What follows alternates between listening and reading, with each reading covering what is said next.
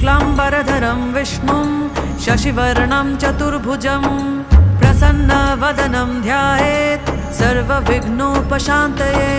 व्यासं वसिष्ठनप्तारं शक्तिः पौत्रमकल्मषं पराशरात्मजं वन्दे शुकतातं तपोनिधिं। व्यासाय विष्णुरूपाय व्यासरूपाय विष्णवे नमो वै ब्रह्मनिधये वासिष्ठाय नमो नमः। अविकाराय शुद्धाय नित्याय परमात्मने सदैकरूपरूपाय विष्णवे सर्वजिष्णवे।